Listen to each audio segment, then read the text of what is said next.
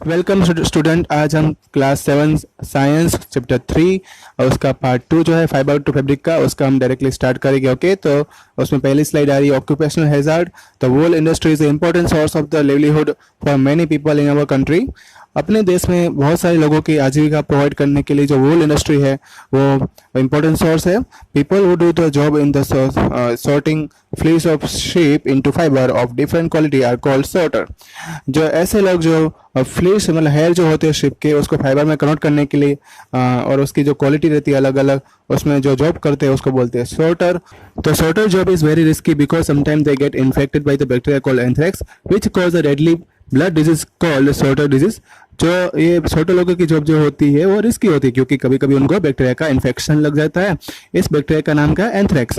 और उससे एक डेडली ब्लड डिजीज होता है जो जिसको बोलते हैं sorter disease. The risk faced by people working in the any industry due to nature of their work are called occupational hazard. तो इस तरह से जो एक रिस्क लेके ये लोग जो है ऐसी वूल इंडस्ट्री मतलब अपने जो फाइबर जो बनाते हैं उस इंडस्ट्री में काम करते हैं, इसलिए इस वर्क को क्या बोला गया है? Occupational hazard. Sorters disease is a occupational disease. तो सॉर्टर के अंदर मतलब जो ऐसे लोग हैं उनको जो ये डिजीज हो रहा है उनको क्या बोलते हैं? ऑक्यूपेशनल डिजीज बोलते हैं, क्योंकि जब ये जॉब करने जाते हैं तभी ये हो सकता है। नेक्स्ट स्लाइड में आ रहा है silk fibre. Silk is a natural fibre which is obtain from the insect called silk moth. तो सिल्क जो है एक सिल्क मॉथ नाम का जो इंसेक्ट रहता है उसमें से ऑब्टेन किया जाता है। और silk fibres are also animal fibres. Silk fibre एक एनिमल फाइबर है। Silk worm spin the silk fibres. Silk worm जो है उसको स्पिन करता है सिल्क फाइबर को। And silk fibre is made up of protein and silk is the strongest natural fibre. एक silk जो है वो एक प्रोटीन का बना हुआ होता है और एक स्ट्रॉन्ग नेचुरल फाइबर है। नेक्स्ट स्लाइड में जो है सिल्क मॉथ जो है उसके मेल और फीमेल के बारे में उसका फोटो दिया हुआ है। फिर अगली स्लाइड में आ रहा है sericulture. Sericulture means silk farming. The rearing of the silkworm for obtaining silk is called sericulture, and sericulture is a very old occupation in India. India का एक पुराना ऑक्यूपेशन भी है और इसमें सिल्क जो है हम ऑब्टेन करते हैं सिल्कवर्म के द्वारा। और दूसरी बात, India produce a lot of silk on the commercial scale. Before we discuss the process of obtaining silk, it is necessary to know that interesting life history of the silk moth. हम जो यहाँ पे India में बहुत मात्रा में जो है सिल्क का प्रोडक्शन करते हैं और इसको पहले हम जाने उससे पहले हम सिल्क मॉथ की हिस्ट्री जानते हैं। नेक्स्ट स्लाइड में आ रहा है life history of the silk moth formation of silkworm. तो इसमें क्या है? सिल्क मतलब फीमेल सिल्क मॉथ ले egg on the mulberry leaves. Female silk moth जो होती है वो मलबेरी के पत्तों के ऊपर अंडे देती है। And eggs are hatched into very small larva within a week. ये एग में से लार्वा जो है एक हफ्ते के अंदर बन जाता है। And larva of the silk moth are called caterpillar और सिल्कवर्म। लार्वा को क्या बोलते हैं? कैटरपिलर या तो सिल्कवर्म बोलते हैं। The silkworm feed on the leaves of the mulberry trees and grow bigger in size. इस तरह से सिल्कवर्म जो है वो मलबेरी के पत्ते को खाते हैं और बड़े हो जाते हैं। नेक्स्ट स्लाइड में मेल फीमेल और जो होता है सिल्क मॉथ उसका फोटो दिया है। फिर सिल्कवर्म का फोटो दिया है, ककून, और ककून में से जब मॉथ बनता है उसका अच्छे से फोटो बताया हुआ है। ये बुक की इमेज है। नेक्स्ट स्लाइड में आ रहा है development cocoon. When a silkworm is ready to enter the next stage of the development is called pupa. तो सिल्कवर्म का जो दूसरा स्टेज होगा उसको बोलते हैं pupa. It first with the nets to hold itself, then it swing its head from side to side. वो पहले जो है नेट को जो वीविंग करेगा और फिर उसके जो अपना हेड है वो साइड टू साइड उसमें स्विंग करवाता रहेगा। During this moment of head silkworm secret the fibre made up of protein which is harden to exposure to air. मतलब कि जब ये ऐसे अपना सिर हिलाता है तब सिल्कवर्म जो है उसके मुंह में से एक जो फाइबर मतलब कि एक केमिकल सीक्रेट होगा और वो प्रोटीन का बना हुआ होता है, वो थोड़ा हार्ड रहता है और वो हवा में एक्सपोज करता है। एक्सपोजर होने से क्या होगा कि उस जो है वो उसका क्या बन जाएगा? Silk fibre. And soon silkworm और caterpillar cover itself by silk fibre and turn into pupa. Silkworm उसको डायरेक्टली जो जैसे ही वो सिल्क फाइबर जो है प्रोटीन का बाहर निकलेगा उसको कवर कर लेगा और उसको प्यूपा बना देगा। This covering is known as cocoon. इस कवरिंग को बोलते हैं cocoon. The silkworm continue to develop in the form of pupa inside the cocoon. इस तरह से सिल्कवर्म जो है तो कैटरपिलर जो है वो एक ककून जो है डेवलप करता रहता है और दूसरा उसके अंदर जो है वो क्या बनेगा? सिल्क मॉथ बनेगा। मतलब ककून के अंदर फिर सिल्क मॉथ बड़ा हो जाता है।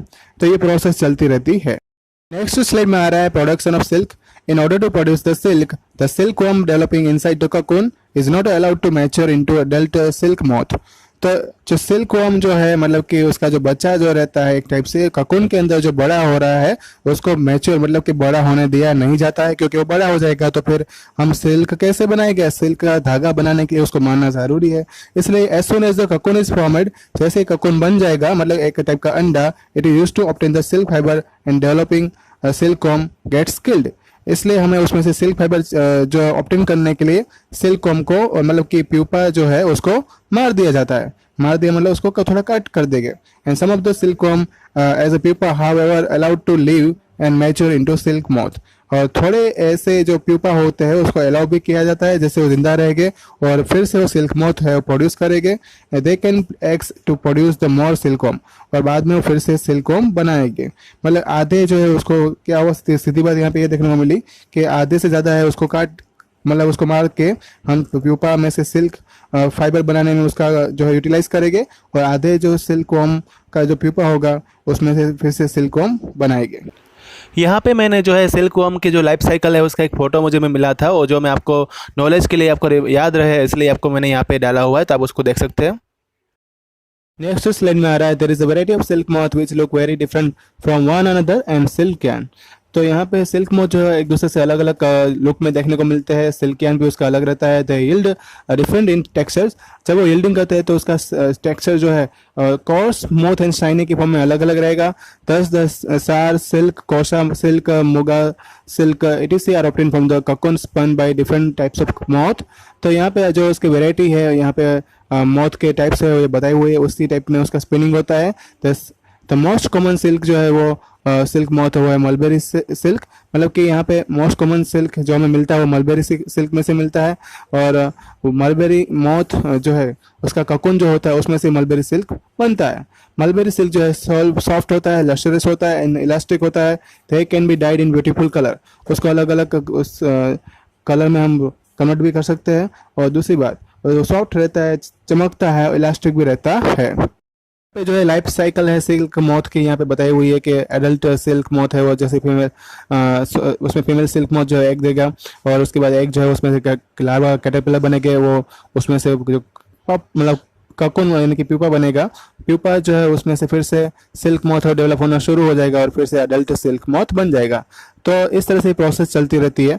बुक का डायग्राम भी मैंने यहाँ पे बताया हुआ है तो आप देख सकते हैं, लेकिन वो जो कलरफुल डायग्राम जो है थोड़ा ज़्यादा ही देखने में आपको इंटरेस्टिंग लगेगा और इससे आपको पता भी चल जाएगा। नेक्स्ट स्लाइड में आ रहा है pure and artificial silk. Pure silk जो है वो हमने आगे देखा कि वो सिल्क वर्म जो होता है उसका ककून में से हमने ऑब्टेन किया था, वो प्रोटीन का बना हुआ था। आर्टिफिशियल सिल्क जो है वो वुड पल्प और जो प्लांट का मटेरियल जो होता है सेलुलोज उसको मॉडिफाइड करके बनाया जाता है। सिल्क और वूल की तरह ये भी प्रोटीन का बना हुआ होता है। जो fleece of the woollen fabric also burn giving the smell of the burning है। जैसे हम वुलन के पीस को हम जलाते हैं तो उसमें से जो जैसे बर्निंग है मतलब चलते हुए बालों की जैसे स्मेल आती है वैसे स्मेल आती है। And the thread which burn giving a smell of burning paper will be cotton fibre. और जो धागे होते हैं उनको जलाते हैं तो उसकी स्मेल भी जो पेपर की जैसे स्मेल आती है वैसी रहती है। Cotton and paper both are the carbohydrate.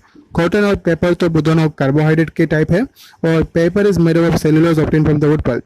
Paper जो है वो वुड पल्प एक सेलुलोज का बना होता है और वुड पल्प में से उसको ऑब्टेन किया जाता है। So burning cotton and paper both give the similar smell. इस तरह से कॉटन और पेपर को अगर हम जलाएंगे तो दोनों की जो स्मेल होगी वो सिमिलर आएगी।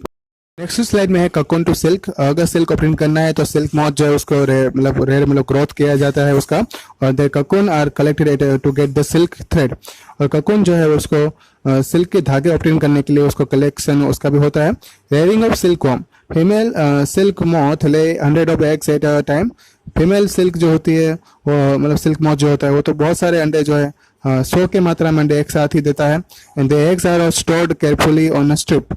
उनके अंडे जो है उसको एक स्ट्रिप के ऊपर है वो स्टोर किए जाते हैं। पेपर की वो रहती है स्ट्रिप, और क्लॉथ की भी हो सकती है। And sold to the silk worm farmers. उसको सिल्क वर्म फार्मर को जो है वो बेचा जाता है। Farmer keeps the eggs under the hygienic condition. Farmer उसको अच्छे कंडीशन में रखते हैं। They warm them to the suitable temperature for the larva to hatch from the egg. और उनको इतनी गर्मी प्रोवाइड कर देते हैं, वार्मिंग कंडीशन प्रोवाइड कर देते हैं सुटेबल टेम्परेचर के साथ कि उसमें जो जो एग होते हैं उसमें से लार्वा बन जाएगा।